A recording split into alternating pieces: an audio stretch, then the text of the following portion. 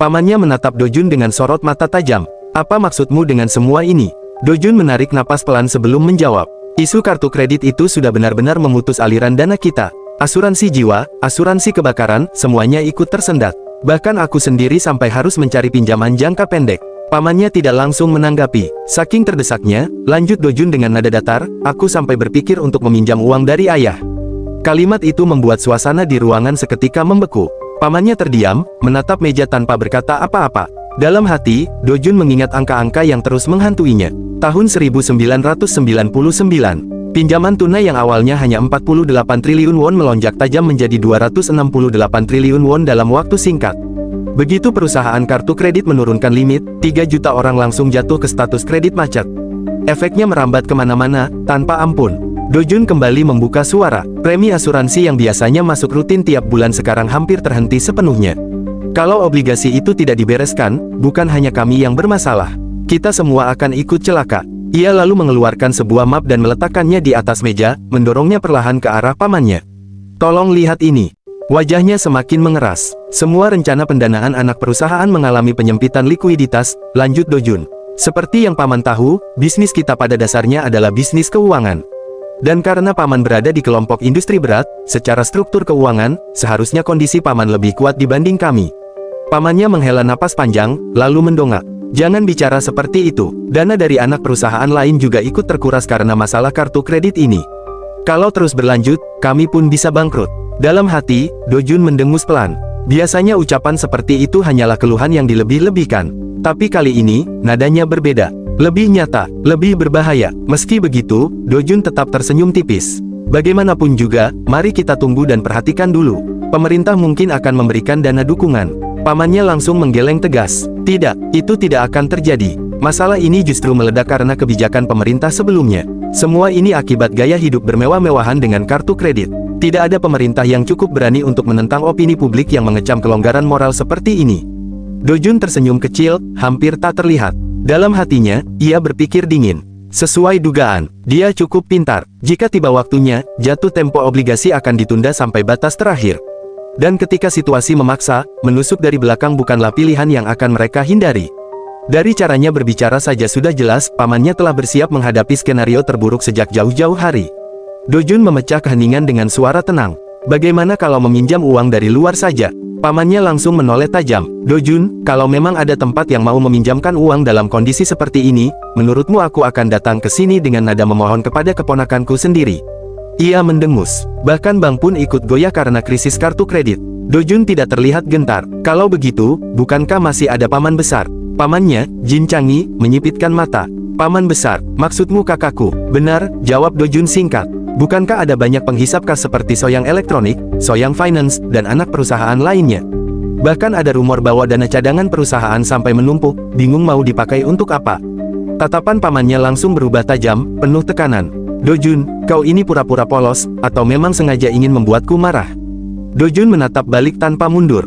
Paman, apakah ini saatnya adu kekuatan antar saudara? Ia melanjutkan dengan nada rasional. Paman tahu sendiri, untuk menormalkan operasi perusahaan kartu, kita butuh dana beberapa triliun won. Pengumuman pemerintah sudah keluar, skala kredit bermasalah saja sudah mencapai 90 triliun won. Dari jumlah itu, berapa persen yang berasal dari Soyang kartu? Suara Dojun semakin dingin. Kita harus mulai memadamkan api sekarang. Kalau tidak, kebakaran ini akan membesar. Pamannya tiba-tiba berteriak. Kau bicara seperti itu karena kau tidak kenal paman besarmu. Kau pikir kakakku akan meminjamkan bahkan 10 won dari dana cadangan perusahaannya untukku? Ia mengepalkan tangan. Dia adalah orang yang selalu menunggu kehancuranku.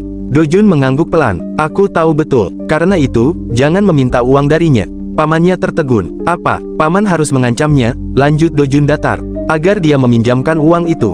Apa katamu? Pamannya terkejut. Dojun menatap lurus. Jika Soyang kartu gagal melewati krisis ini, maka tidak ada pilihan lain selain bangkrut.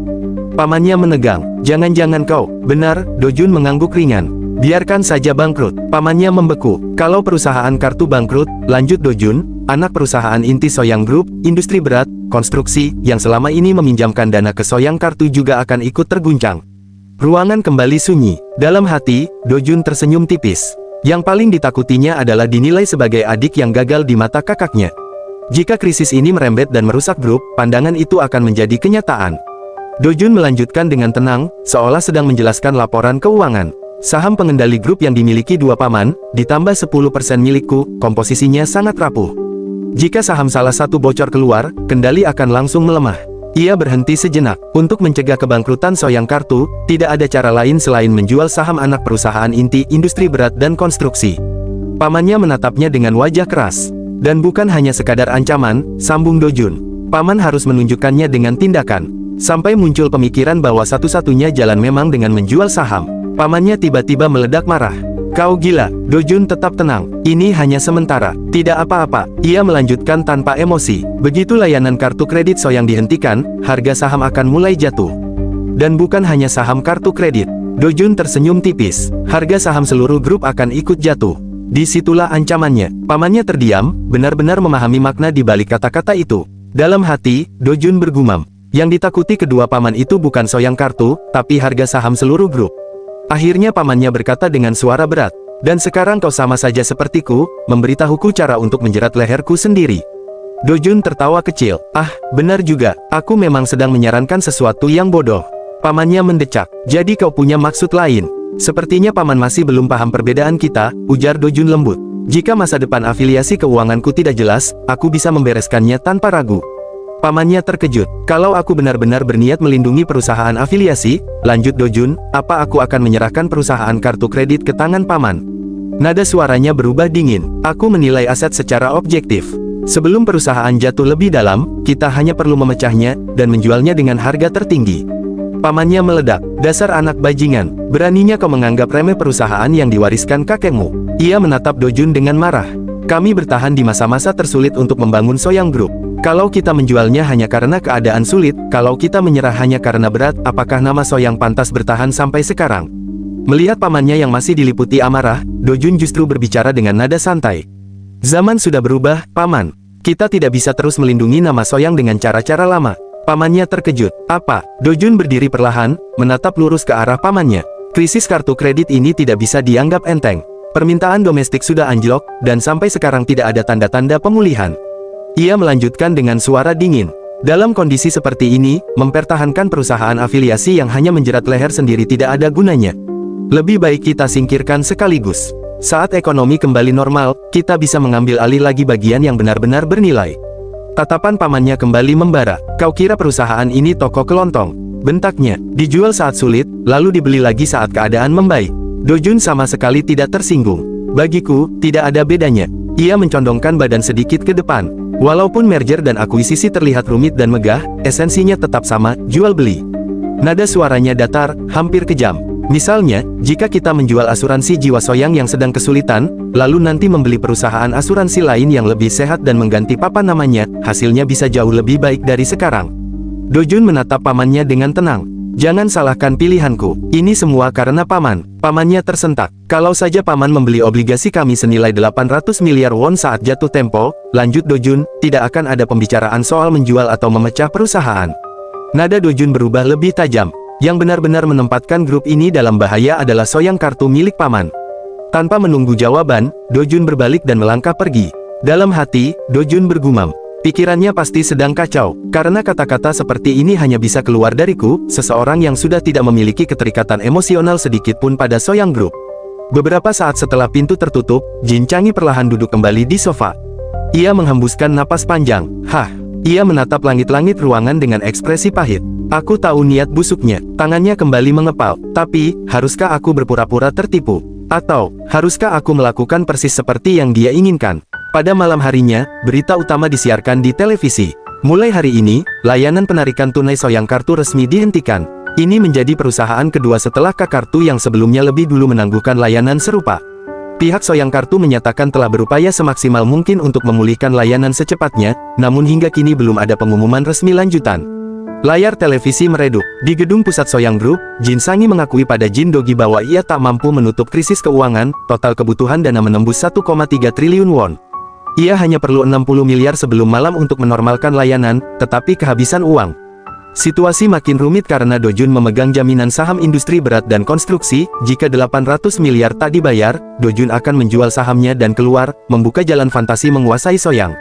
Jin Dogi menyadari bahayanya, jika saham itu jatuh ke fantasi, kendali grup terancam.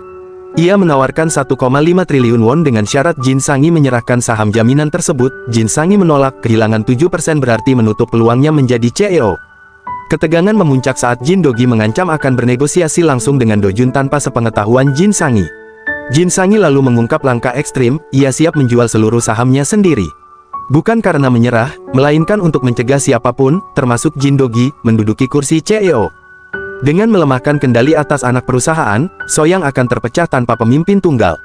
Jin Dogi menertawakan ancaman itu dan pergi, yakin Jin Sangi takkan pernah menghancurkan Soyang. Tinggal sendirian, Jin Sangi tertawa pahit, menyadari betapa mengerikannya Do Jun, dan betapa sempitnya jalan keluar yang tersisa. Keesokan harinya, di gedung Soyang Group, Jin Dogi langsung masuk ke ruangan Do Jun. Padahal kita berada di gedung yang sama, katanya sambil menatap sekeliling. Sulit sekali menemuimu, kenapa kau sesibuk itu? Do Jun segera berdiri sedikit menunduk. Maaf, Paman, seharusnya aku yang lebih dulu mendatangi Paman. Tidak apa-apa, Jin Dogi melambaikan tangan. Tak perlu basa-basi, duduklah. Jin Dogi menyilangkan kaki, wajahnya tampak lelah namun tajam. Kau tahu alasanku mencarimu, kan? Katanya, situasinya cukup parah. Masalah kartu kredit, jawab Do Jun tenang. Benar, Jin Dogi menghela napas pendek. Dia bicara besar, bilang bisa mengurus semuanya dalam 1 hari. Tapi sekarang sudah 3 hari, dan tidak ada perkembangan berarti. Sebagian besar toko sudah menolak layanan kartu kredit, tapi pamanmu Jin Sangi itu masih duduk diam di kursinya. Do Jun mengangguk pelan. Ya, aku juga melihatnya di berita. Bahkan ada yang mulai mengatakan ini kebangkrutan yang disengaja. Kebangkrutan disengaja, Jin Dogi mendengus. Kau tahu sendiri, dia tidak mungkin melakukan itu. Ia menatap Do Jun tajam. Kalau itu benar-benar terjadi, aku juga akan ikut bangkrut. Do Jun tersenyum tipis. Bagi saya, situasinya sedikit berbeda. Jin Dogi mengangkat alis. Maksudmu, ketika saya menyerahkan Soyang kartu, kata Do Jun pelan namun jelas. Saya juga menyerahkan saham grup yang saya miliki. Ia melanjutkan dengan nada datar. Soyang kartu adalah perusahaan mandiri, benar-benar terpisah dari grup. Perusahaan kartu pada dasarnya hanya soal uang dan sumber daya manusia. Walaupun perusahaan itu menghilang, dampaknya terhadap perusahaan lain sebenarnya terbatas. Do Jun menyandarkan punggungnya. Jika semua debu kotor itu terangkat, lalu hilang bersama kebangkrutan, bukankah itu cara paling bersih untuk membersihkannya? Jin Dogi tersenyum miring. Kau memang akan berpikir seperti itu. Ia lalu menggeleng pelan. Tapi Jin Sangi tidak seperti dirimu. Baginya, beratnya nama Soyang Group berbeda. Dia tidak akan membuang anak perusahaan dengan mudah. Do Jun menatapnya. Paman benar-benar yakin? Ya, jawab Jin Dogi singkat. Namun, itu bukan satu-satunya alasan aku menemuimu hari ini. Do Jun mengangguk. Silakan. Jin Dogi mencondongkan tubuhnya sedikit ke depan. Saham yang kau dapatkan dari Sangi sebagai jaminan, katanya pelan. Aku ingin membelinya. Bagaimana? Do Jun terdiam sejenak. Dalam hatinya, ia tersenyum dingin. Akhirnya kalimat ini muncul juga.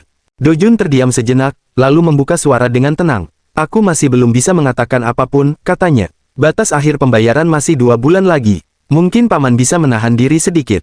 Jin Dogi langsung menggeleng. Itu tidak mungkin, katanya tegas. Tanpa bantuanku, Jin Sangi tidak akan bisa bertahan dari masalah ini. Mungkin saja, balas Do Jun pelan. Paman bisa mengamankan likuiditas dengan saham sebagai jaminan. Bukankah lebih bijak menunggu sampai saat itu? Di dalam hati, Do Jun tertawa dingin. Semakin jelas sekarang, Jin Dogi sama sekali tidak peduli pada masa depan suram Soyang kartu. Yang dia incar sejak awal hanyalah jaminan yang ada di tanganku. Jin Dogi menyipitkan mata. Berapa totalnya? 800 miliar won, jawab Do Jun tanpa ragu. Jin Dogi tersenyum tipis. Kalau begitu, aku akan membayarnya 2 kali lipat.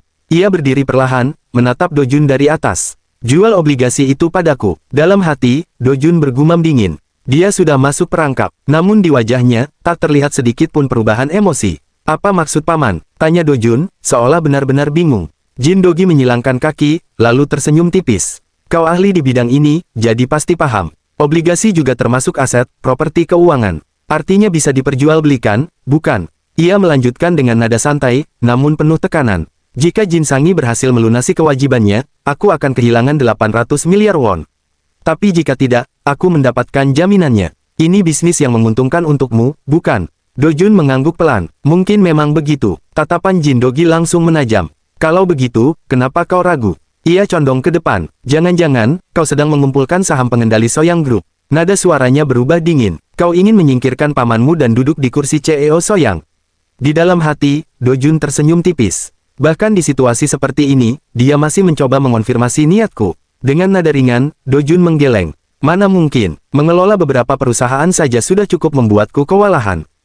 Jin Dogi menatapnya lama, lalu berkata, "Kalau begitu, serahkan saja obligasi itu padaku sekarang. Kau akan mendapat untung 2 kali lipat. Tidak ada alasan untuk ragu, bukan?" Dojun terdiam sejenak, lalu berkata hati-hati, "Bisakah paman memberiku waktu 1 hari untuk berpikir?" Sekejap, senyum Jin Dogi menghilang. Tatapannya berubah tajam dan menusuk. "Kalau kau memang berniat menolakku besok, lebih baik lakukan sekarang." Ia berdiri perlahan. "Setidaknya aku bisa menyadari niat busukmu 1 hari lebih cepat."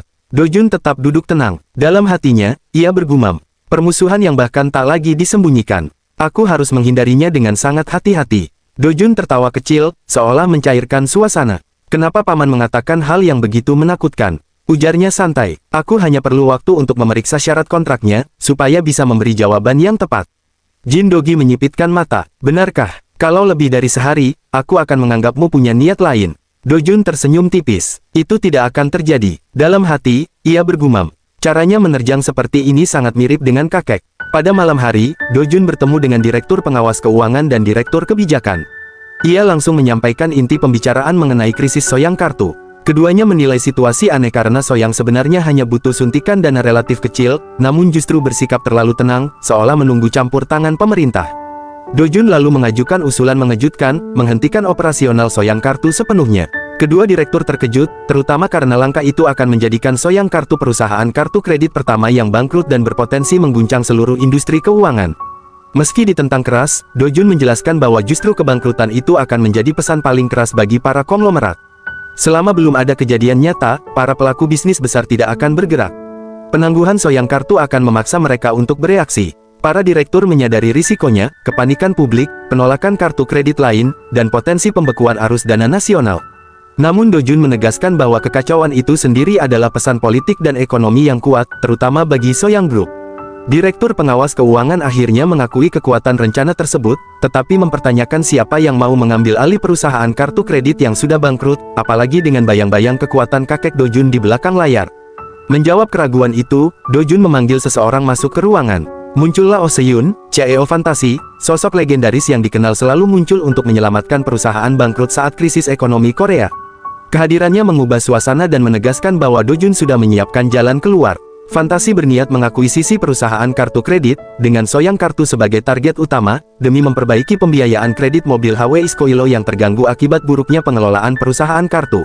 Oh Se-yun menegaskan akuisisi akan dilakukan melalui perusahaan baru di bawah Fantasi Amerika untuk menghindari sorotan konglomerat, sekaligus meminta otoritas mempercepat proses sebelum paruh pertama tahun ini berakhir. Pihak regulator belum memberi keputusan, namun berjanji akan membahasnya lebih lanjut. Setelah pertemuan, Dojun menjelaskan bahwa meski Soyang Kartu dipenuhi utang, nilai jangka panjangnya tetap besar. Fantasi yakin mampu menormalkan perusahaan tersebut dengan keahlian finansial mereka, meski harus melewati beberapa tahun sulit. Keyakinan itu diperkuat oleh dukungan Wakil Ketua Jin Dogi yang bersedia menanggung kerugian akuisisi. Dojun mengungkapkan bahwa Jin Dogi bahkan siap membeli obligasi akuisisi Soyang Kartu dengan premi 800 miliar won. Jika Fantasi lebih dulu melunasi utang perusahaan kartu tersebut sebelum jatuh tempo, dana itu akan menjadi keuntungan bersih. Dengan demikian, Fantasi bisa mendapatkan Soyang Kartu beserta sahamnya nyaris tanpa biaya, sebuah strategi yang dingin, kejam, namun sangat terukur. Keesokan harinya, di gedung Soyang Group, Dojun menemui Jin Dogi. Saat itu Jin Dogi tertawa ringan. "Benar, akan sangat konyol jika kita melewatkan kesempatan dengan keuntungan 2 kali lipat seperti ini." Dojun menanggapinya dengan nada tenang. "Terus terang, saya merasa agak bersalah." "Bersalah?" Jin Dogi mengangkat alisnya. "Untuk apa merasa bersalah atas uang yang hanya berputar di dalam keluarga?" Dojun menunduk sedikit, lalu berkata pelan.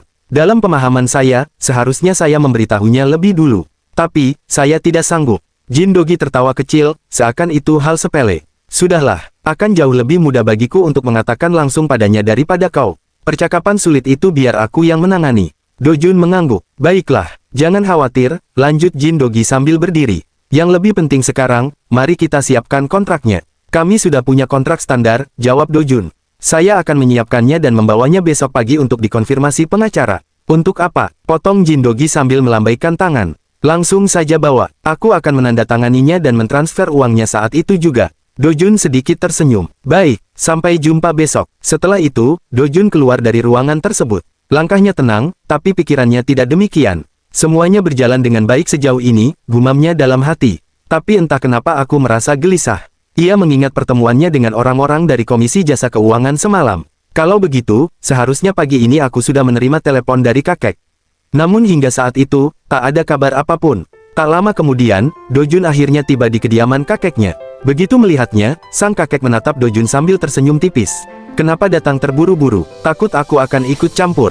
Dalam hati, Dojun menghela napas. Seperti dugaanku, dia tahu segalanya.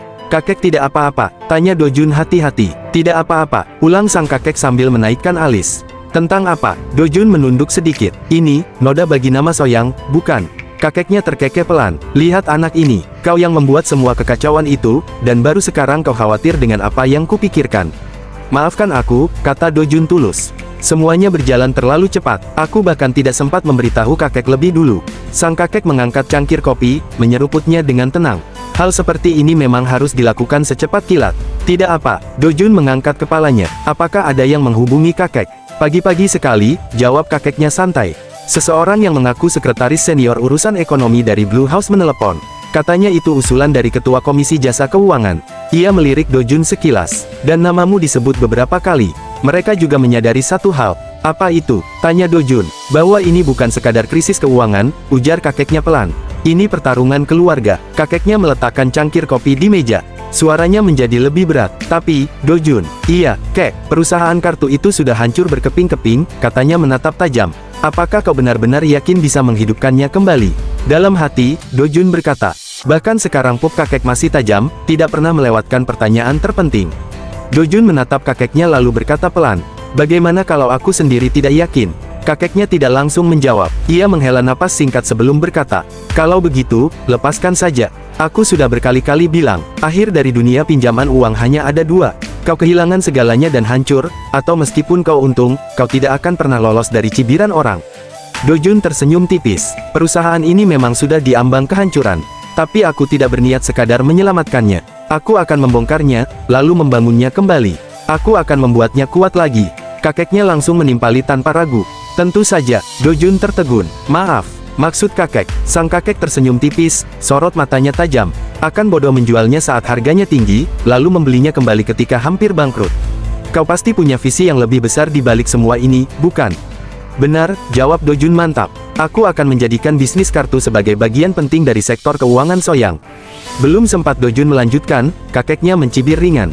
Lihat dirimu, masih ada sesuatu lagi, kan? Apa itu? Dojun menarik napas dalam-dalam. Sebenarnya, alasan dibalik pertemuan mendadak dengan Komisi Jasa Keuangan, masalah acuan perusahaan kartu, dan kesempatanku dengan Wakil Ketua Jin Sangi, semuanya saling berkaitan. Ia pun menceritakan semuanya dengan jujur, tanpa ditutup-tutupi. Kakeknya mengangguk perlahan. Jadi begitu ceritanya. Dojun kembali bertanya, ragu-ragu. Kakek, tidak apa-apa, tidak apa-apa, ulang kakeknya. Tentang apa? Kakek tidak mengatakan apapun, kata Dojun.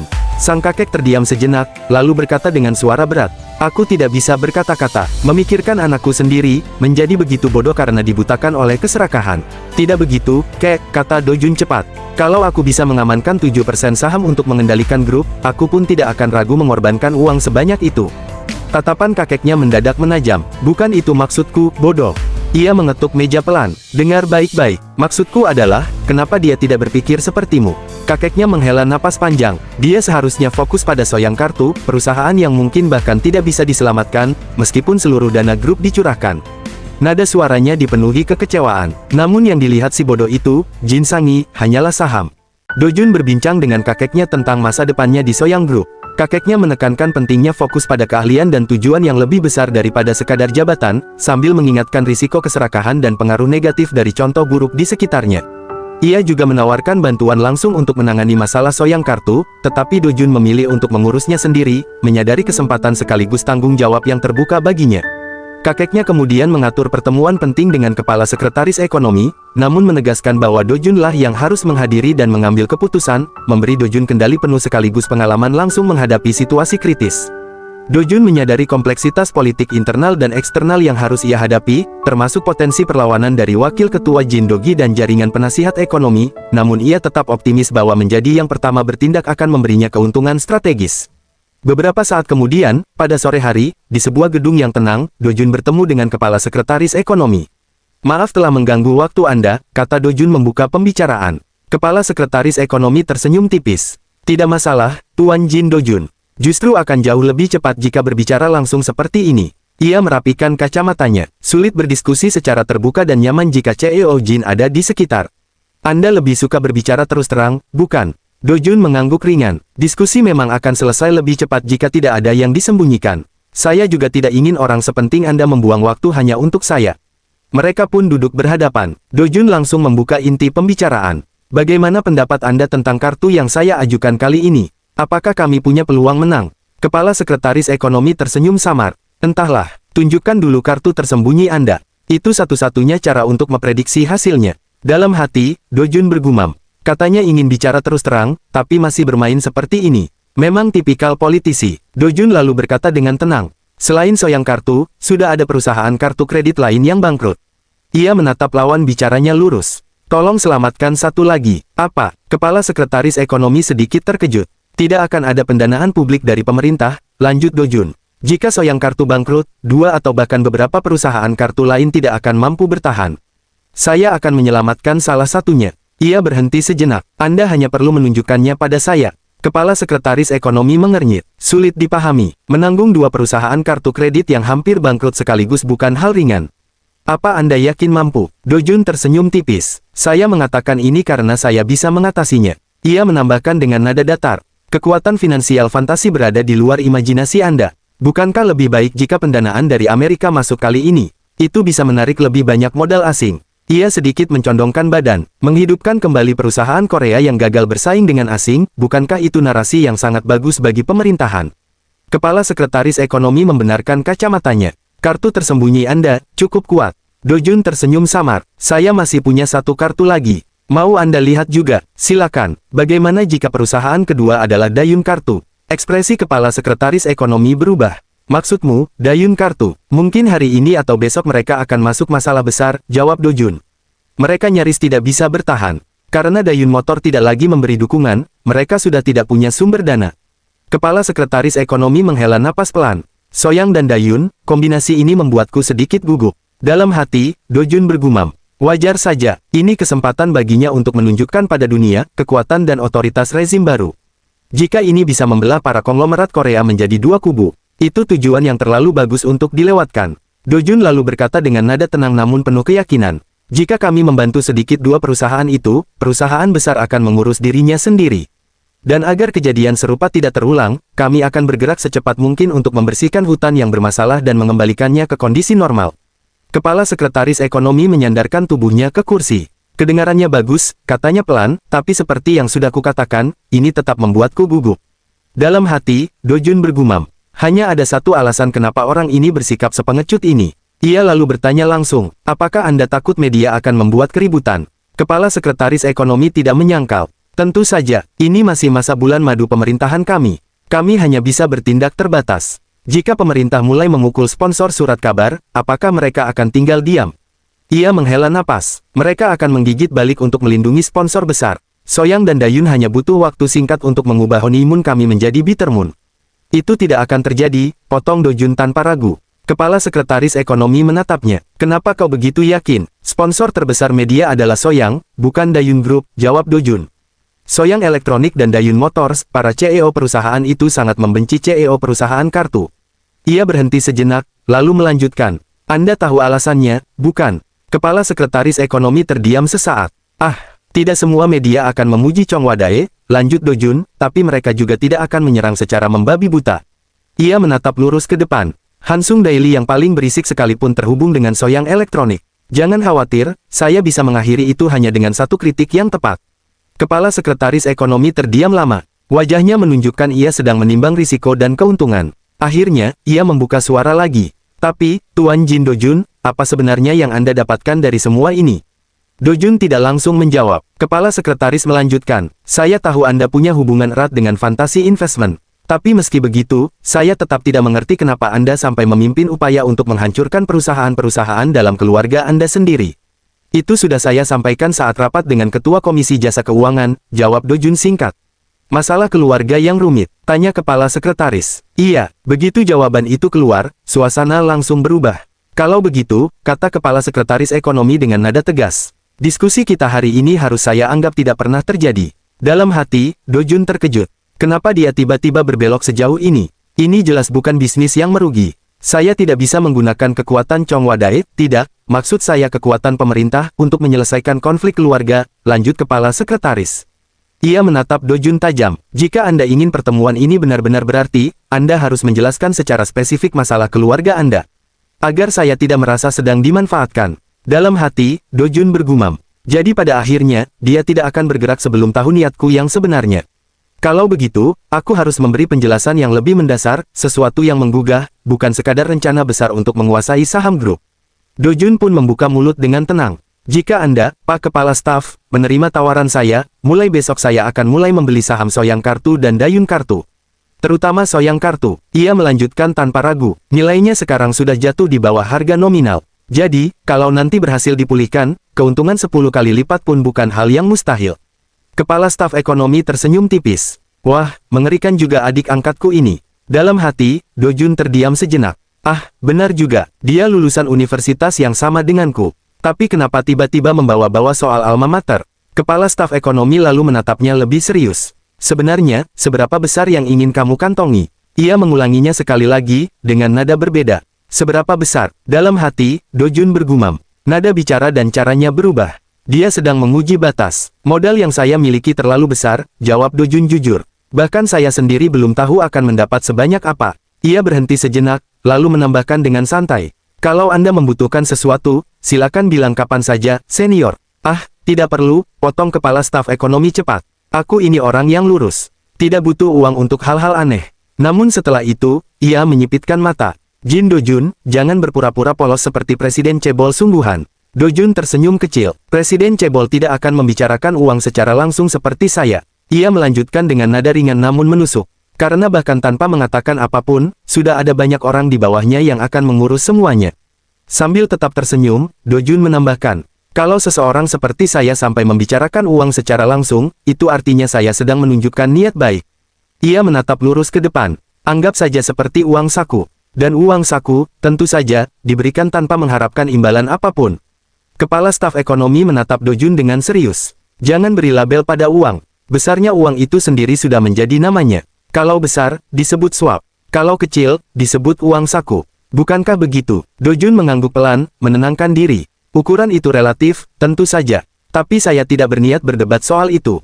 Kalau ucapan saya menyinggung, saya minta maaf. Dalam hati, Do Jun bergumam. Bagiku, uang sebesar uang saku, yang biasa aku berikan pada orang tuaku, bisa jadi uang yang mampu mengubah nasib seseorang. Ucapan orang ini memang tidak salah.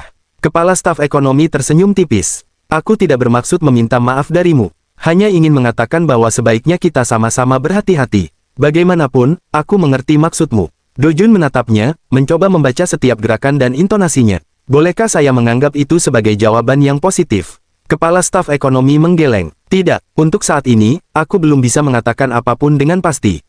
Tapi menurutku, ini hal yang cukup layak untuk dicoba. Do Jun menutup matanya sejenak, menarik napas panjang. Dalam hati ia bergumam, jawaban seperti ini tidak cukup. Aku harus mendapat kepastian. Kalau sampai semuanya berjalan salah, aku hanya akan membawa pulang tunai 800 miliar won, dan kehilangan sisanya, perusahaan kartu, saham.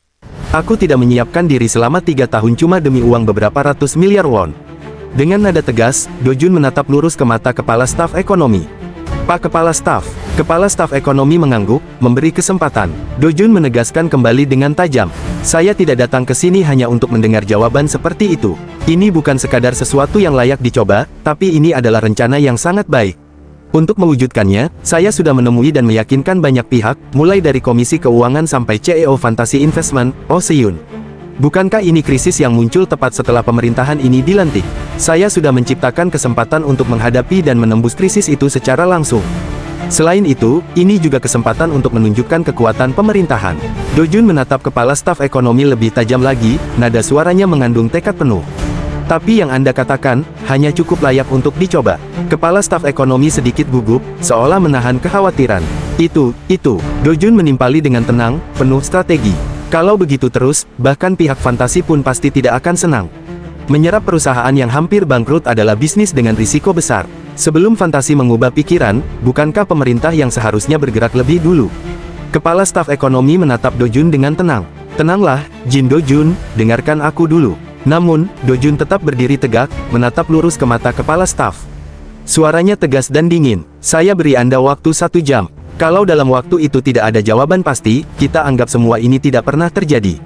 Kepala Staf Ekonomi terkejut sejenak. 1 jam. Do Jun mengangguk perlahan, nada tegasnya tidak berubah. Bukankah Anda juga seorang kepala staf kepresidenan? Panggil menteri terkait dan laporkan langsung ke presiden.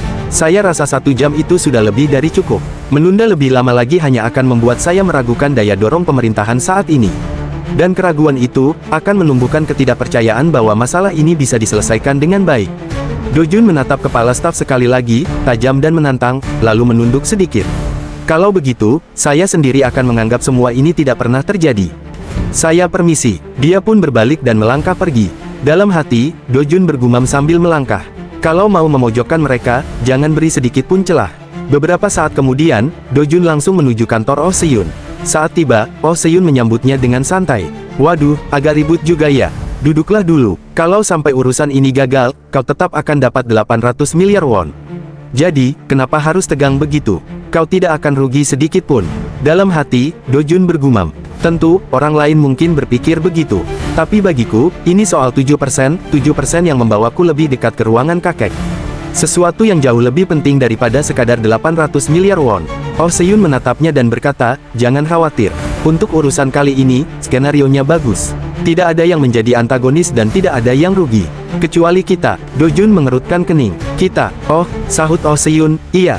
Karena kau menilai bisnis kartu kredit ini punya prospek ke depan dan kita yang mengambil langkah ini. Kalau sektor bisnis kartu kredit tetap seperti sekarang, kerugiannya akan sangat besar. Do Jun menatapnya, serius. Paman, iya, jawab Oh Se-yun. Do Jun menunduk sejenak, lalu bertanya, sekarang, di dompet paman ada uang tunai berapa banyak? Oh Se-yun terkejut sejenak. Apa? Kok tiba-tiba tanya itu? Do Jun tersenyum tipis. Pastinya lebih banyak kartu daripada uang tunai, kan? Oh, iya, benar begitu, jawab Oh Se-yun.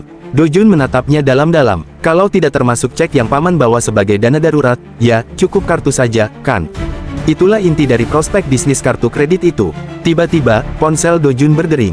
Ia segera mengangkatnya. Halo, Pak Kepala Staf. Di ujung telepon, Kepala Staf berkata, barusan aku selesai rapat, dan rencana yang kamu ajukan diputuskan untuk dijalankan. Do Jun menjawab cepat, baik, saya sekarang sedang bersama CEO Fantasi, Oh Se-yun, jadi akan segera saya sampaikan. Kepala Staf membalas, bagus, kalau begitu aku akan menghubungimu lagi nanti. Terima kasih, Pak Kepala Staf, dan saya minta maaf atas sikap kurang sopan saya tadi. Oh, tidak masalah, ini soal pekerjaan saja, jawab Kepala Staf sambil tertawa kecil. Segera akan ada pengumuman dari pemerintah. Itu akan menjadi sinyal awal, jadi mari kita koordinasikan dengan baik. Telepon pun dimatikan. Kim Hyo tersenyum lebar. Berhasil. Oh Se-yun, yang berada di dekatnya, menepuk tangan sambil tertawa. Apa pula ini? Kita berhasil mengantongi hasil tanpa perlu investasi. Dua pamanmu langsung jadi korban sekaligus. Do Jun tersenyum tipis, menambahkan, dan paman pertama pasti yang paling kaget. Dalam kurun waktu hanya 2 bulan, dia sudah kehilangan deretan ratus miliar won. Dalam hati, Do Jun bergumam. Aku benar-benar penasaran bagaimana ekspresi sombongnya itu akan berubah. Beberapa saat kemudian, di gedung Soyang Group, tepatnya di ruangan Jin Sangi, beberapa bawahannya datang melapor. Wakil Presiden, kita tidak bisa hanya diam menonton begitu saja. Kita harus mengambil langkah darurat yang tegas. Situasinya tidak main-main, kata salah seorang bawahan. Yang lain menimpali, sudah cukup lama sejak layanan cash service dihentikan. Protes dari pihak perbankan juga tidak sedikit. Jin Sangi menyentuh kepalanya, menatap mereka dengan tenang, lalu berkata, sekarang konsumen pun mulai menerima bahwa layanan itu memang dihentikan. Kartu kredit hanya digunakan untuk pembelian barang, bukan. Mari bertahan sedikit lagi. Semua akan terselesaikan sekaligus dengan satu langkah besar. Bawahan-bawahan itu saling bertatapan, ragu dan gelisah. Tiba-tiba, seorang bawahan lain masuk tergesa-gesa. Wakil Presiden, ada masalah besar. Seorang bawahan lainnya bertanya, ada apa? Bawahan yang baru masuk itu mengarahkan perhatian mereka ke televisi di sudut ruangan. Silakan lihat ini. Layar televisi menayangkan berita darurat pemerintah. Pemerintah mengumumkan keputusan, operasional Soyang Kartu dihentikan. Mereka membaca pengumuman itu lagi. Mulai tengah malam tanggal 10 sampai 10 April, Soyang Kartu tidak dapat digunakan. Ruangan itu langsung hening. Jin Sangi bergumam pelan, 2 hari lagi, produk satu-satunya dari Soyang Kartu hanyalah plastik biasa, tinggal 2 hari lagi sebelum semuanya berubah. Bawahan-bawahan yang menatap layar televisi hanya bisa terngangap, wajah pucat, menampakkan kecemasan yang mendalam. Beberapa saat kemudian, Jin Sangi melangkah menuju ruangan kakaknya. Di dalam, Jin Dogi sedang duduk menonton berita dengan wajah datar. Ketukan pintu terdengar. "Masuklah," kata Jin Dogi tanpa menoleh. "Aku sudah menunggumu." Saat Jin Sangyi masuk, suara penyiar berita masih bergema di ruangan itu. Penutupan Soyang Kartu merupakan langkah administratif terberat yang pernah diambil pemerintah. Keputusan ini mencatat sejarah baru dalam krisis kartu kredit yang tengah berlangsung. Meskipun pemerintah sebelumnya telah menyampaikan permintaan pertolongan, Soyang Kartu belum memberikan respons apapun. Dunia bisnis menilai ini sebagai peringatan keras dari pemerintah agar krisis segera diselesaikan. Hingga saat ini, Soyang Group masih belum memberikan komentar resmi terkait tindakan tersebut. Jin Dogi mengambil remote dan mematikan televisi. Ruangan itu mendadak sunyi. Tampaknya pemerintahan yang sekarang sudah tidak takut pada siapapun lagi, katanya pelan. Jin Sangyi duduk di hadapannya. Tatapannya tajam. "Ini bukan ulahmu, kan?" tanyanya lurus. Jin Dogi menoleh, sedikit mengernyit. "Aku bahkan tidak dekat dengan pihak pemerintah." Ia menghela napas singkat, lalu melanjutkan, "Dan meskipun aku dekat, ini bukan langkah yang tepat untuk dimainkan secara pribadi." Jin Dogi menatap adiknya dengan serius. "Jadi aku bisa memastikan satu hal, aku tidak ada hubungannya dengan semua ini." Jin Sangyi menatap kakaknya dengan wajah tegang. "Oleh karena itu," katanya dingin, "berikan aku dana darurat sebesar 400 miliar won." "Hah?" Jin Dogi mengangkat alisnya. Aku tidak punya uang. Aku benar-benar tidak punya uang." "Dasar," Jin Sangyi menggerutu kesal. "Padahal aku sudah bilang sejak awal apa yang akan kulakukan kalau situasinya sampai seperti ini." "Oh." Jin Dogi menyandarkan tubuhnya ke kursi. "Jadi kau mau menjual semua saham yang kau pegang?" Dalam hati, Jin Sangyi bergumam. Kenapa dia terlihat setenang ini? Kalau memang menjual aset adalah cara terbaik untuk menghentikan semua ini, lanjut Jin Dogi santai, "lakukan saja. Itu memang tugasmu sebagai CEO Soyang Kartu." "Kakak," Jin Sangyi membentak, emosinya meledak. Tiba-tiba, sebuah dokumen dilempar ke atas meja, tepat di hadapan Jin Sangyi. Dengan senyum tipis, Jin Dogi berkata, "Timing yang tepat adalah kunci dari segalanya. Dengarkan aku, gertakanmu itu sudah tidak berguna lagi." Jin Sangyi mengambil dokumen itu. Begitu membacanya, wajahnya langsung memerah. Ini kan, aku menandatangani dokumen itu beberapa hari lalu," jawab Jin Dogi ringan. "Dan sekarang kau berutang padaku 800 miliar won. Kalau Soyang Kartu kolaps, aku akan mendapatkan tambahan 7% saham." Ia menatap adiknya tanpa sedikit pun rasa bersalah. "Jadi aku tidak punya alasan untuk membantumu. Dan sejujurnya, sekarang aku justru ingin melihat perusahaanmu bangkrut." "Dojun," Jin Sangyi menggeram. "Dasar anak bajingan itu." "Jangan salahkan anak itu," Jin Dogi tersenyum. "Toh dia juga takut padamu. Tapi memangnya dia bisa apa? Dia bahkan bisa kehilangan 800 miliar won itu." Dengan marah, Jin Sangyi melemparkan kembali dokumen tersebut ke meja. "Jangan sok tenang, kau pikir jaminanku cuma bernilai 800 miliar won?" Jin Dogi menjawab dengan nada datar. Dia tahu nilai saham perusahaanmu sekarang. Dan dari sini kita bisa melihat satu hal, Dojun lebih mementingkan uang daripada ambisi untuk menguasai grup sepenuhnya. Ia menyeringai tipis. Dia memang masih muda, tapi berpikir dengan sangat cermat. Dia tahu dia belum bisa mengambil alih seluruh Soyang dengan tangannya sendiri. Dalam hati, Jin Sangyi mengepalkan tinjunya erat. "Tidak mungkin, aku kira ambisinya lebih besar dari kami. Tapi sekarang, seolah dia bilang aku salah menilainya." Jin Dogi melanjutkan, suaranya penuh kemenangan. "Sahamku sekarang sudah 43%. Tinggal 8% lagi, dan posisi ketua umum akan menjadi milikku." Ia berdiri perlahan. "Nanti aku akan menekan para eksekutif. Beberapa anak perusahaan akan kuberikan pada Dojun atau Oh Se-yun. Setelah itu, semuanya akan berakhir." Ia menatap Jin Sangyi dengan senyum puas. "Jadi kenapa kau tidak menyerahkan saja semua saham yang kau miliki? Aku akan memberimu posisi wakil ketua umum. Kau tetap bisa mengendalikan apa yang selama ini kau pegang." Senyumnya melebar. "Toh kita saudara-saudara. Memiliki keluarga sebagai rekan jauh lebih baik daripada mengangkat orang asing." Ia tertawa kecil, penuh kepuasan. Namun Jin Sangyi sama sekali tidak menanggapi. Dengan wajah merah padam dan mata menyala, ia berbalik dan melangkah keluar. Tepat sebelum benar-benar pergi, suara Jin Dogi terdengar dari belakang. "Oh iya," katanya santai, "jangan lupa membaca halaman utama koran harian Hazum besok." Jin Sangyi berhenti dan menoleh. "Apa maksudmu?" Jin Dogi tersenyum dingin. "Aku akan memberi mereka sebuah sinyal. Coba saja mengobrak-abrik Soyang Group yang selama ini ditakuti media itu." Nada suaranya mengeras. "Dalam semalam, kau akan menjadi eksekutif buangan. Dan tidak akan ada satu orang pun yang bisa membantumu keluar dari semua ini." Dalam hati, Jin Sangyi mengumpat. Brengsek, tadi dia yang bicara soal hubungan keluarga, sekarang dia sendiri yang menginjak-injaknya. Dasar munafik. Dengan amarah yang meluap, Jin Sangyi keluar dan membanting pintu dengan keras. Sementara itu, di dalam ruangan, Jin Dogi melepaskan tawa yang keras, tawa penuh kemenangan dan kepuasan, seolah seluruh dunia kini sudah berada di genggamannya. Pada malam harinya, di kediaman Jin Yongchul, Jin Sangi menemui ayahnya. Tanpa basa-basi, Jin Yongchul bertanya dengan suara datar. "Jadi, siapa yang akan mendapatkan sahammu?" "Kakak," jawab Jin Sangi singkat. "Syukurlah," kata Jin Yongchul segera. "Tapi, ayah, dasar anak idiot." Jin Yongchul tiba-tiba berteriak marah.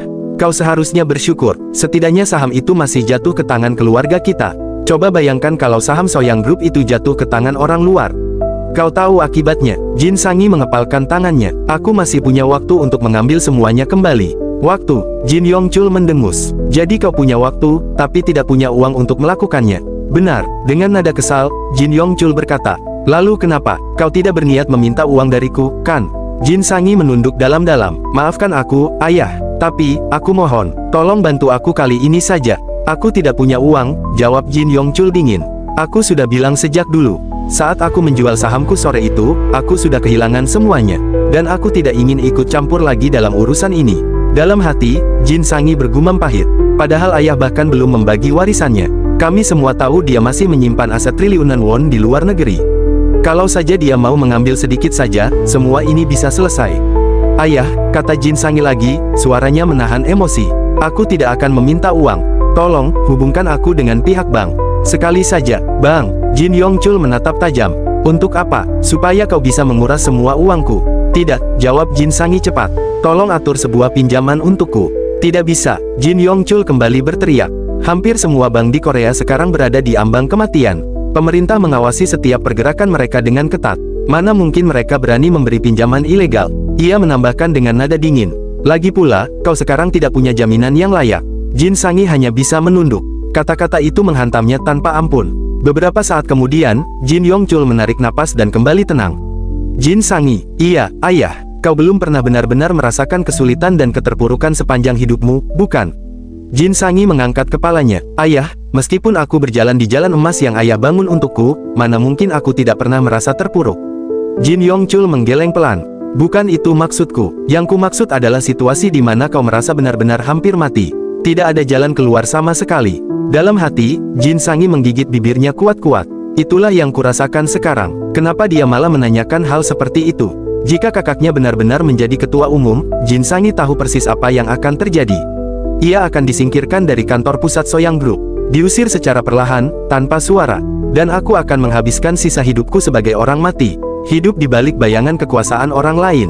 Dengan suara yang kembali tenang, ayahnya berkata, "Ada alasan kenapa banyak orang menganggap krisis sebagai sebuah kesempatan. Atasi masalah ini dengan kemampuanmu sendiri. Kalau kau berhasil, aku yakin Dogi akan gentar." Jin Sangi menelan ludah. "Tapi, untuk bisa bertahan hidup, aku harus menggunakan sisa saham yang kumiliki sebagai jaminan. Aku juga harus menggadaikan semua aset yang masih tersisa untuk mendapatkan pinjaman." Ayahnya menatapnya tanpa emosi. "Kalau begitu, lakukanlah." Nada suaranya datar, hampir kejam. "Karena hanya itu satu-satunya barang berharga yang masih menjadi milikmu." Kata-kata itu menghantam Jin Sangi lebih keras dari tamparan manapun. Tubuhnya seketika kaku, wajahnya memucat, napasnya tertahan. Dalam hatinya bergema satu kalimat yang menyesakkan dada. "Apakah aku telah dibuang? Ayah, kau benar-benar membuangku." Tanpa berkata apa-apa lagi, Jin Sangi berbalik dan melangkah keluar dari ruangan itu. Setiap langkah terasa berat, seolah lantai di bawah kakinya bisa runtuh kapan saja. Jin Yongchul berkata dingin dan penuh cemoohan. Dia bahkan tidak tahu siapa yang sedang menyerangnya sekarang. Nada itu berubah menjadi ejekan pahit. "Tapi sudah berani menggertak seperti tadi, dasar anak bodoh." Keesokan harinya, rapat darurat digelar di gedung kompleks pemerintahan pusat. Beberapa tamu penting ikut hadir seperti Wakil Menteri Keuangan dan Ekonomi, Kepala Staf Ekonomi Kepresidenan, Direktur Departemen 1 Otoritas Pengawas Keuangan, Kreditor Utama Soyang Kartu, serta CEO Fantasi Investment, Oh Se-yun, dengan waktu tersisa 18 jam sebelum penghentian operasional Soyang Kartu berlaku. Di meja terhampar 3 skenario: pembatalan sanksi, pemendekan durasi penghentian, atau penutupan permanen. Suasana tegang, kreditor mempertanyakan mengapa tidak diberitahu lebih dulu dan keberatan atas dana yang diblokir, sementara seorang direktur kebijakan menuduh bank-bank membeli obligasi besar hanya karena nama Soyang tanpa mekanisme penjaminan yang wajar, membandingkannya dengan ketatnya syarat kredit bagi masyarakat kecil, dan mempertanyakan apakah pemerintah harus menjadi penagih atas risiko yang timbul dari pinjaman mereka sendiri. Kepala Staf Ekonomi menengahi dan menyatakan dua keputusan utama yang harus diambil dalam 18 jam, bagaimana menangani nasabah kartu kredit bermasalah, dan berapa recovery rate yang dapat diterima oleh lembaga keuangan. Inti dari krisis ini menurutnya. Oh Se-yun masuk dengan tegas, Fantasi menolak menanggung seluruh obligasi jangka pendek Soyang. Ia menegaskan bahwa tanpa akuisisi oleh pihaknya, obligasi yang dipegang kreditor akan segera kehilangan nilai, dan mengumbar tawaran untuk membeli saham yang membanjiri pasar sehingga menjadi pemegang saham terbesar 40%, serta menyatakan kesiapan mengakuisisi Dayun Kartu jika hasil rapat memuaskan. Saat ditanya soal penanganan kredit macet nasabah, pemerintah menolak opsi penghapusan utang karena khawatir moral hazard, sehingga Oh Se-yun menawarkan akan menangani masalah itu sendiri, namun bukan dengan menagih langsung melalui staf internal saja. Rencananya Oh Se-yun adalah menjual portofolio bad debt ke perusahaan penagihan, yang biasanya membeli jauh di bawah nilai nominal, bukan melakukan penagihan agresif sendiri. Ia memperingatkan konsekuensi politik jika pemerintah memilih penyelamatan debitur di masa pemilu, mengubah lembaga keuangan menjadi serigala juga, dan meninggalkan ruang rapat dalam keheningan karena tidak ada jalan tengah yang nyaman. Beberapa saat kemudian, Oh Se-yun menemui Jin Sang-yi di sebuah ruang pertemuan tertutup. Tanpa basa-basi, Oh Se-yun meletakkan sebuah map dokumen di atas meja. Jin Sang-yi membukanya, matanya bergerak cepat menyusuri halaman demi halaman, lalu berhenti. Ia tidak berkata apa-apa. Keheningan itu dipatahkan oleh suara Oh Se-yun yang tenang. Secara langsung, katanya, karena saya rasa tidak perlu sampai menggelar rapat umum pemegang saham, sebenarnya hanya ada satu hal yang berubah. Ia menatap Jin Sang-yi lurus-lurus. Wakil Presiden Direktur dan Soyang Kartu sudah tidak memiliki hubungan apapun lagi. Jin Sang-yi mengangkat pandangan. Kalau begitu, katanya dingin. Kenapa kau menjelaskan ini kepadaku? Kau tidak perlu memberitahuku. Cukup ajukan laporan perubahan pemegang saham utama. Selesai. Oh Se-yun tidak langsung menjawab. Ada beberapa hal yang ingin saya diskusikan. Diskusikan. Jin Sang-yi menyipitkan mata. Bukankah kau baru saja bilang aku sudah tidak ada hubungannya lagi dengan Soyang Kartu? Oh Se-yun mengangguk kecil. Masih ada satu hal yang tersisa. Apa? Itu, jawab Oh Se-yun ringan. Nama Soyang. Jantung Jin Sang-yi berdetak lebih cepat. Dia tidak berniat melepaskan nama Soyang.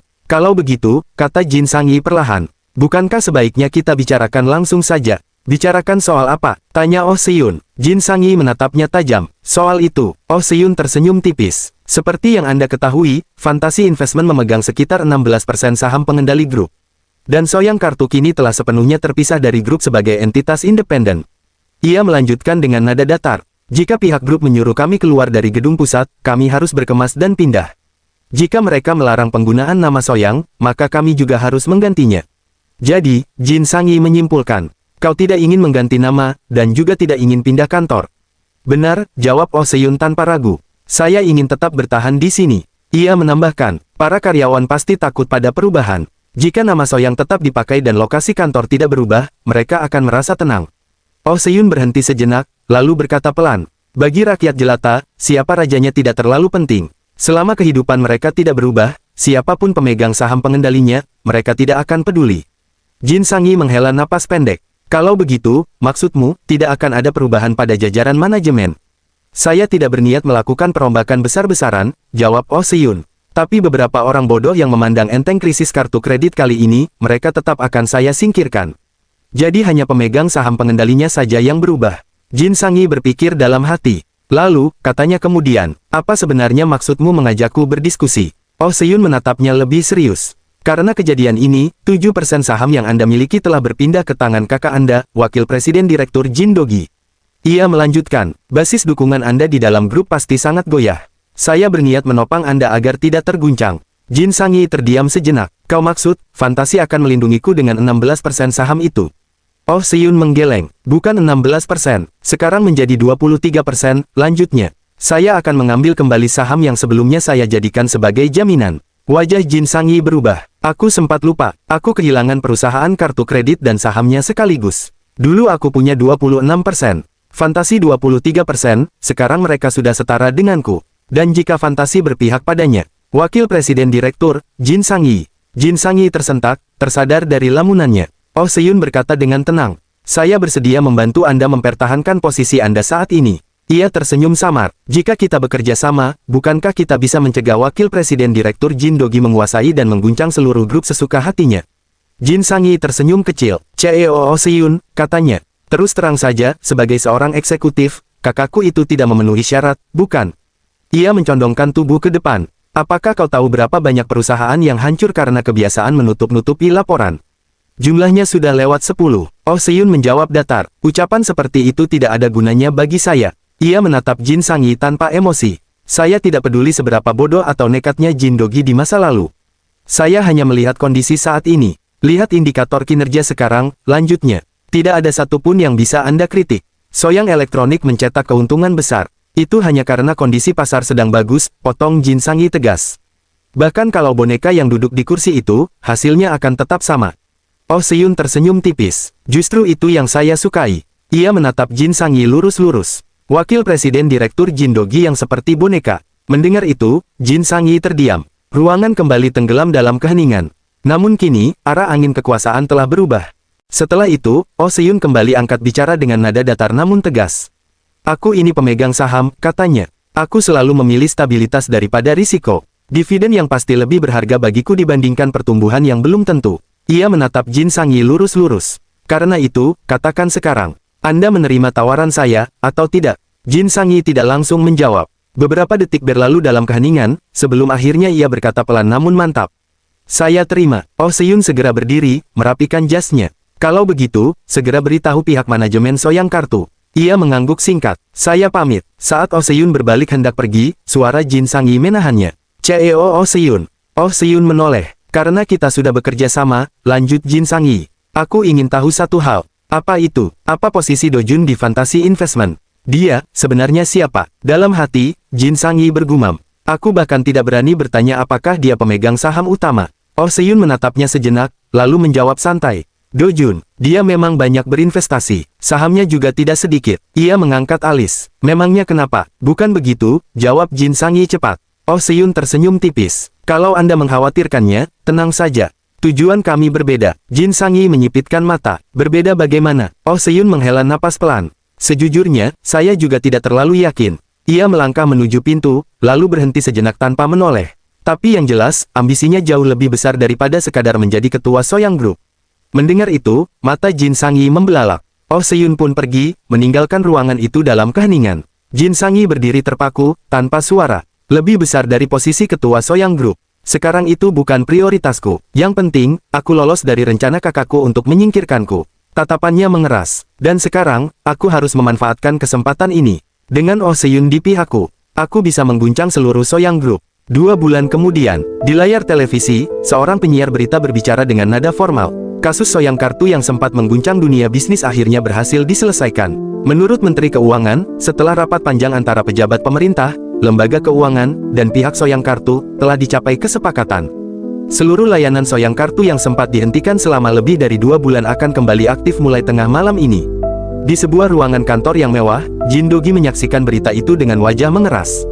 Bajingan, geramnya, apa yang sebenarnya terjadi? Salah satu bawahannya segera menjawab, gugup. Kami sedang menyelidikinya, wakil ketua. Sial, dasar tolol. Tamparan keras mendarat di pipi bawahan itu. Sedang diselidiki, bentak Jin Do-gi. Itu jawabanmu. Maaf, wakil ketua. Jin Do-gi menunjuknya dengan tatapan tajam, suaranya menggema di ruangan. Keluar sekarang, hubungi kantor presiden dan Kementerian Keuangan. Cari tahu apa yang sebenarnya terjadi. Bawahan itu langsung membungkuk dan berlari keluar. Jin Do-gi mengepalkan tangannya, rahangnya mengeras. Apa yang sebenarnya kau lakukan? Tanpa menunggu lebih lama, ia melangkah cepat menuju ruangan Jin Sang-yi. Pintu dibuka begitu saja. Jin Sang-yi, yang sedang duduk membaca dokumen, bahkan tidak menoleh. Kau tidak tahu cara mengetuk pintu. Jin Do-gi menunjuknya dengan marah. Hei, apa yang sebenarnya terjadi? Apa maksudmu? Tanya Sang-yi tenang. Soyang Kartu, bentak Jin Do-gi. Apa yang kau lakukan? Bagaimana kau? Sang-yi langsung memotong, suaranya dingin. Aneh sekali caramu berbicara. Apa kau ingin perusahaan ini hancur? Ia meletakkan dokumennya. Situasinya sudah stabil. Bukankah seharusnya kau berkata, selamat, kerja bagus? Hentikan omong kosong itu, teriak Jin Do-gi. Jawab saja. Sang-yi menghela napas panjang. Hah, aku menyelesaikan masalah likuiditas. Hutang dilunasi, layanan dijalankan kembali. Bagaimana caranya? Jin Do-gi mendesak. Jangan bilang kau menjual semua sahammu. Tidak, jawab Sang-yi tenang. Ada orang kaya yang membeli Soyang Kartu. Sekarang itu bukan lagi urusanku. Ia melanjutkan dengan datar. Harga saham sempat jatuh di bawah 1000 won. Dia membeli semua saham yang dilepas ke pasar, termasuk milik investor institusi. Sekarang dia memegang 42%. Itu sama saja dengan mengambil alih perusahaan. Jin Dogi mengertakkan giginya. Seharusnya aku membelinya saat Jin Sangi meminta bantuanku. Siapa orangnya? Bentaknya. Kau menjualnya kepada siapa? Sangi membalas tajam. Kita luruskan satu hal. Aku tidak menjual apapun. Dia memperoleh saham itu sendiri. Tidak penting. Jin Dogi membentak lagi. Katakan siapa dia. Tiba-tiba, di tengah keributan itu, suara lain terdengar. Apakah Anda mencari saya? Seorang pria masuk ke ruangan. Oh Seyun, katanya sambil tersenyum tipis. Maaf, saya tidak bermaksud menguping. Tapi saya tidak sengaja mendengarnya. Sangi tersenyum kecil. Ah, Anda sudah datang.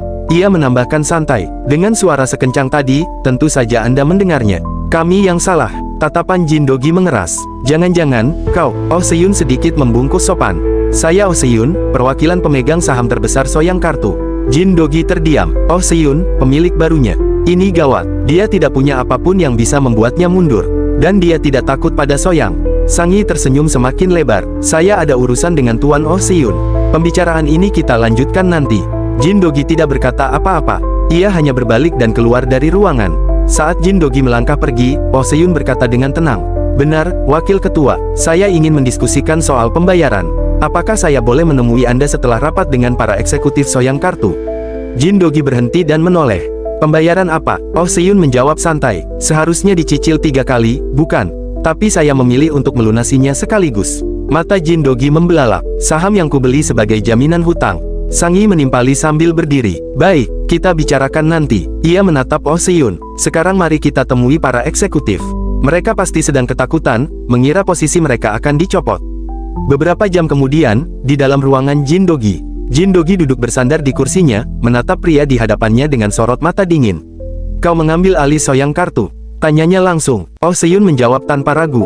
Benar, saya membeli seluruh sahamnya saat harga jatuh di bawah nilai nominal. Itu tidak sulit. Ia menambahkan dengan nada datar namun percaya diri. Seperti yang Anda tahu, saya memegang kendali di Yewido.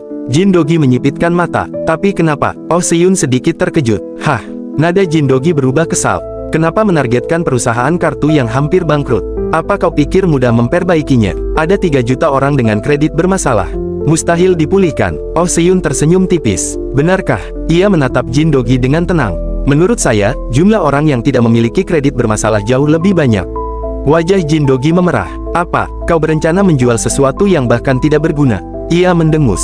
Jangan bilang kau terpengaruh omongan konsultan gadungan. Kau bukan amatir. Dalam hati, Oh Seyun bergumam.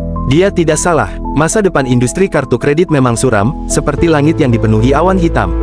Tapi aku tidak datang ke sini untuk berdebat. Oh Seyun lalu berkata dengan nada dingin dan terkontrol. Wakil Ketua, mari fokus pada perusahaan masing-masing. Mengajari orang lain cara mengelola perusahaannya bukan sikap yang pantas. Ia menatap lurus ke arah Jin Dogi. Antara kita, hanya ada satu topik yang perlu dibahas. Hutang, dan pembayarannya. Ucapan itu membuat Jin Dogi mendidih. Berani sekali dia menatapku seperti itu. Akan kubuat bajingan sombong ini sadar posisi. Oh Seyun melanjutkan, seolah tidak terpengaruh. Saya akan mengikuti keinginan Anda, Wakil Ketua. Dibayar saat jatuh tempo atau dilunasi sekaligus, terserah Anda. Jin Dogi mendecak. Sial, hanya 2 Jun yang diuntungkan. Oh Seyun mengangkat alis. Saya sudah mendengarnya. Anda membayar 2 kali lipat, ya. Jin Dogi tersenyum tipis, penuh tekanan. Bukannya aku kekurangan uang. Ia menyandarkan tubuhnya. Karena kita sedang membahas ini, aku punya sebuah penawaran. Bagaimana kalau? Oh Seyun langsung memotong tanpa ragu.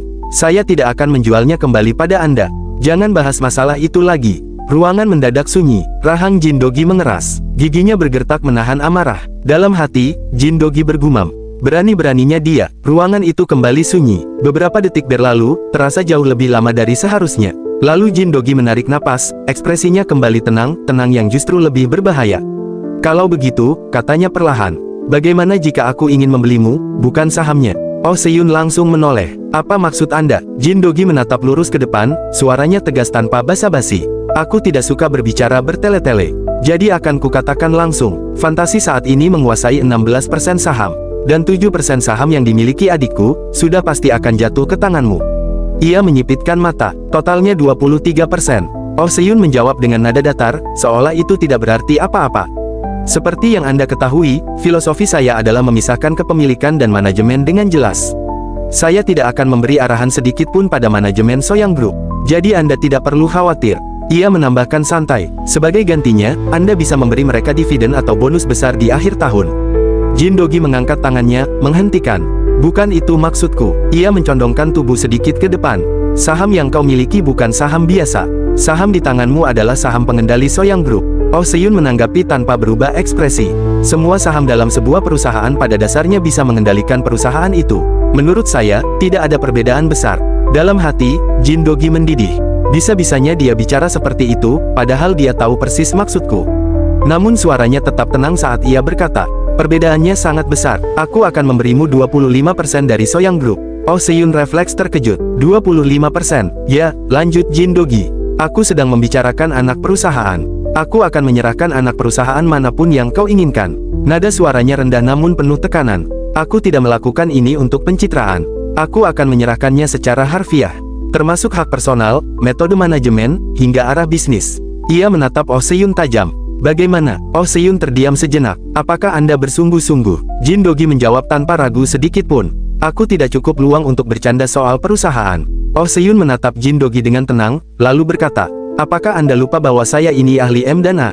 Saya bisa memecah 25% anak perusahaan Soyang itu, lalu menjual semuanya satu per satu.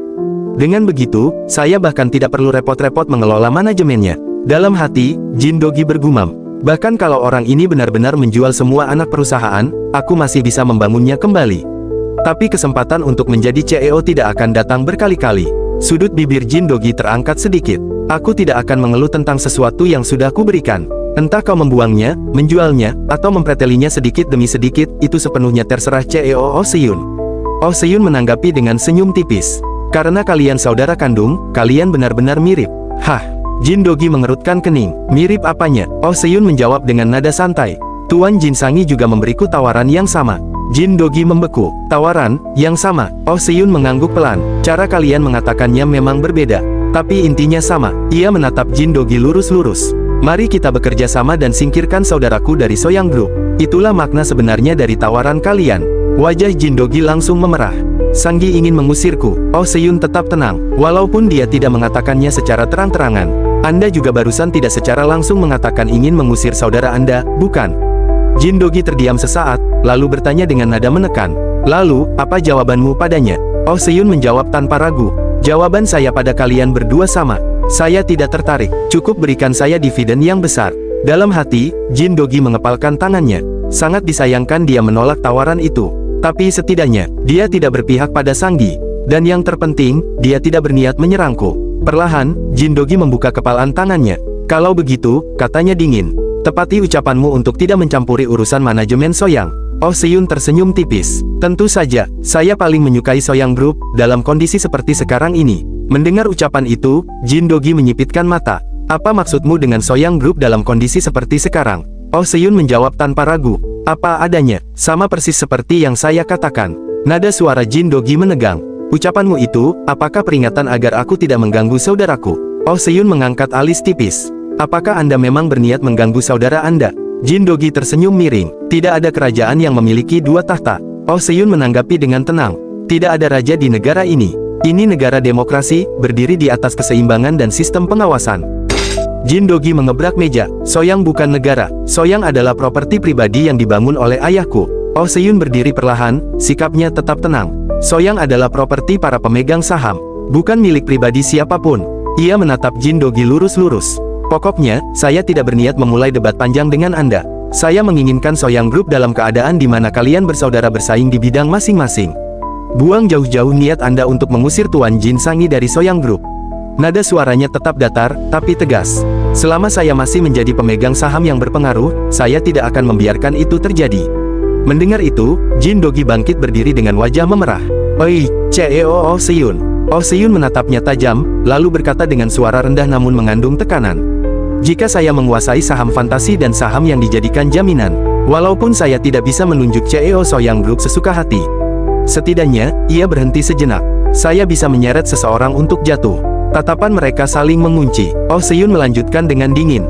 Dan itu berarti, seseorang yang bekerja sama dengan saya, bisa duduk di satu-satunya tahta Soyang Group, seperti yang Anda katakan tadi. Ruangan itu pun tenggelam dalam keheningan yang berat. Beberapa saat kemudian, Jin Dogi dan Jin Sangi bertemu secara rahasia dan langsung membahas Oh Se-yun. Jin Dogi dengan tegas ingin menyingkirkan Oh Se-yun agar kendali Soyang kembali ke tangan darah murni keluarga mereka, tanpa harus tunduk pada pihak luar. Jin Sangi awalnya menolak, menilai Oh Se-yun hanya penyeimbang yang pasif. Namun Jin Dogi berargumen bahwa keberadaan Oh Se-yun membuat mereka terikat dan tidak bebas bergerak. Ia bahkan menjanjikan pengembalian 30% saham Jin Sangi jika rencana itu berhasil. Jin Sangi kemudian mengangkat masalah Dojun, yang sahamnya bisa memperkuat posisi Oh Se-yun atau bahkan menjadikannya pemegang saham terbesar. Meski Jin Dogi merasa Dojun tidak berbahaya, ia akhirnya setuju bahwa risiko ini tidak bisa diabaikan. Solusi Jin Sangi adalah menarik Dojun ke pihak mereka dengan imbalan tambahan 10% saham setelah semuanya selesai. Jin Dogi menyadari rencana itu masuk akal, lebih mudah memanfaatkan Dojun sekarang dan mengambil kembali kekuatannya di masa depan, dan ia menerimanya dengan senyum penuh perhitungan. Keesokan harinya, di kediaman Jin Yongchul, Dojun menemui kakeknya. Begitu melihat cucunya, Jin Yongchul berbicara dengan nada sedikit kesal, namun matanya memancarkan ketajaman khas seorang pendiri kerajaan bisnis. "Entah kau yang terlalu pintar," katanya perlahan, "atau anak-anakku yang terlalu bodoh." Dojun tersenyum tipis, tenang seperti biasa. Tidak ada cara untuk mengalahkan seseorang yang didukung oleh Dewi Keberuntungan. Jin Yongchul mendengus kecil, mengambil kembali perusahaan kartu kredit, mengamankan saham, dan yang paling parah, kau berhasil mengantongi 800 miliar won. Terlalu memaksa kalau semua ini hanya kau sebut sebagai keberuntungan belaka. Dojun menjawab tanpa menghapus senyumnya. Karena krisis kartu kredit kali ini benar-benar besar dan mengguncang, tentu saja saya berada di posisi yang diuntungkan. Jin Yongchul menyipitkan mata, menatap cucunya lebih dalam. "Kau ini ya, aku jadi curiga. Jangan-jangan kau sudah memprediksi krisis kartu kredit ini sejak awal." Ia bersandar perlahan. "Kau sangat handal di bidang keuangan. Karena itu justru terasa aneh. Kenapa seseorang sepertimu meninggalkan bisnis aktif, lalu hanya duduk mengumpulkan bunga?" Dojun menjawab dengan tenang, suaranya datar tanpa sedikit pun emosi berlebih. "Aku memang punya firasat buruk. Tapi aku tidak menyangka krisis kartu kredit itu akan mencapai tingkat separah ini." Jin Yongchul terdiam sejenak, lalu tertawa pendek, bukan karena geli, melainkan karena pahit.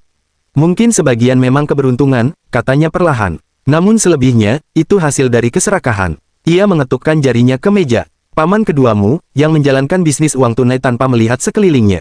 Dan paman tertuamu juga sama saja." Nada suaranya mengeras. Bahkan dia rela menghamburkan 800 miliar won hanya untuk mengamankan saham.